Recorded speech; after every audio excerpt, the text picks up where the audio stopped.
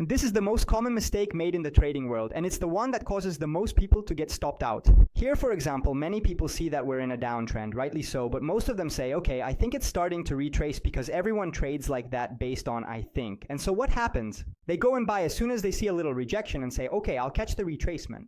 But then they get stopped out. And what happens? Here too, they see the market starting to curve upwards again, and then they say, I think it's going to take off now. What happens?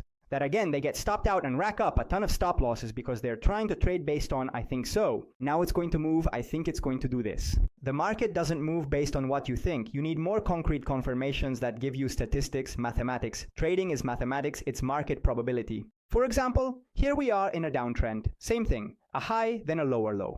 And the same thing I mentioned before is that a lot of people see this initial market reaction, which could be a retracement because we're at the bottom, so the idea makes sense, but it still needs to be confirmed by the market, and many would try to buy in a situation like this. What happens? The market goes completely against them. Many would have taken another stop loss here because a lot of people would have said, now this is the right area because we're even lower. They would have bought again here and taken another stop loss, when in reality you need to wait for confirmation. We can see that in this case, what did it finally do? In this case, finally, the sellers who were in control, who were the ones responsible for the last breakout, the last low, where the impulse started from here and broke the last low, are overtaken by the buyers. So the market finally gives us a signal which increases our probability that the market will move upwards, and we trade using math, using probability, because the buyers are starting to gain strength. Besides the fact that here they unbalance the previous low, change dominance, and make a higher high, so now we will definitely have a higher win rate. Where could the market go?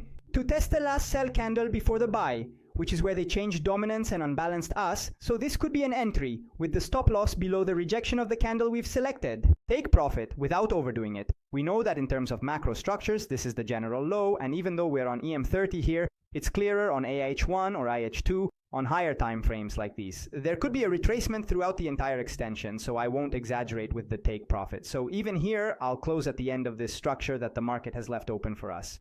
And I will explain all these concepts in much more detail, taking them one by one. Here, I will provide a lot of training. I've already uploaded a video where I explain my strategy, how I operate in the market, and how I behave. It's very useful. You can go check it out. We can see that the market reacts very well here, and it even broke upwards because this was actually a retracement of the macro structures on the higher time frames as well. Since this H4 high and low were quite far down, it could have retraced even into these areas here. Guys, leave a follow to stay updated with all the training that's coming. Give a like if you found the video helpful, and leave a comment to let me know what you think.